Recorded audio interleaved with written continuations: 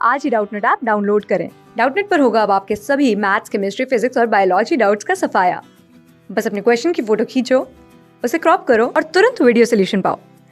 Download now. Hello friends, हमारा आज का सवाल है A uniform rod of length L is being rotated in a horizontal plane with a constant angular speed about an axis passing through one of its ends. If the tension generated in the rod due to rotation is Tx at a distance x from the axis, then which of the following graphs depict it most closely? ठीक है, और हमें यहाँ पे चार graphs दे दिए गए हैं और हमें हमसे पूछा गया कि इन चारों में से सही ग्राफ कौन सा होगा। तो लेट्स से हमारे पास एक रॉड है जिसका मास कैपिटल M है, जिसका मास कैपिटल M और उसकी लेंथ L जैसा कि हमको दे रखा है, ऑलराइट। और उसको हम उसके एक एंड के अबाउट जो एक्सेस है उसके about constant angular speed omega से घुमा रहे हैं, ठीक है। तो अब हमें पता करना है कि इसके कारण, इस कांस्टेंट एंगुलर स्पीड ओमेगा के घुमाने के कारण जो टेंशन जनरेट हो रही है इस रॉड में वो एक्स के साथ वेरी करेगी। तो वो किस फंक्शन के तौर पे वेरी करेगी, ऑलराइट। तो लेट्स से कि हम यहाँ से एक्स डिस्टेंस पे जाते हैं, एक्सेस से एक्स डिस्टेंस पे जाते हैं और उसके बाद का जो मास है हमारे पास उसको कंसिडर करते हैं, जिसका मास हम मान लेते हैं let's say small m, alright. तो अगर हम स्मॉल m की वैल्यू लिखना चाहे तो हम क्या लिख सकते हैं? सबसे पहले तो lambda which is mass per unit length, तो capital M by capital L times, अब यहाँ पे इसकी लेंथ कितनी है, जो ब्लॉक हमने चूज किया है उसकी लेंथ कितनी होगी हमारे पास, ये टोटल L है और यहाँ से x डिस्टेंस पे गए तो ये L माइनस एक्स का हुआ, राइट। सो ये हमारे पास स्मॉल m हो गया capital M by L times L minus x, ये तो हो गया हमारे पास मास। अब उसके बाद इसमें टेंशन किस तरफ लग रही होगी? इसमें टेंशन हमारे पास टुवर्ड्स द एक्सेस लग रही होगी और वो टेंशन किसके बराबर होगी? Tx को अगर हम देखें तो हमारे पास होगी m times omega square r, alright, where r is the centre of mass of the block from the axis in distance of the centre of mass of this block from the axis mass. अब उसके बाद यहाँ पे capital M को हम क्या लिख सकते हैं? स्मॉल m को हम लिख सकते हैं capital M by L minus x times omega square, omega तो कांस्टेंट ही रहना। और उसके बाद फिर आर की वैल्यू क्या होगी? अब इसका सेंटर ऑफ मास, ये जो ब्लॉक हमने चूज किया था उसका सेंटर ऑफ मास कितनी दूरी पर होगा?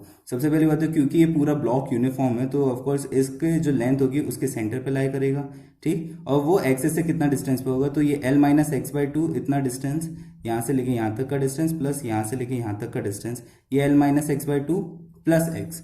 तो ये हम क्या लिख सकते हैं? x plus L minus x by two, alright. अब उसके बाद हम इसको आगे सॉल्व करेंगे तो हमारे पास क्या आएगा, देखिए ये 2x माइनस एक्स, तो ये L minus x times L plus x, तो ये L square minus x square हो जाएगा। तो हमारे पास आएगा m omega square bye L times L square minus x square, alright. और यहाँ 2 रहेगा क्योंकि 2 का फैक्टर यहाँ डाउन रहेगा। तो अब हमने यहाँ से देखा वो हमारे पास इक्वेशन कुछ ऐसी रहेगी, m ओमेगा स्क्वायर बाय 2L times L square minus x square, alright. अब यहाँ पे देखिए इसको हम लिख सकते हैं Tx minus m omega square by two times L equals to what? Minus m omega square बाय 2L एक्स स्क्वायर।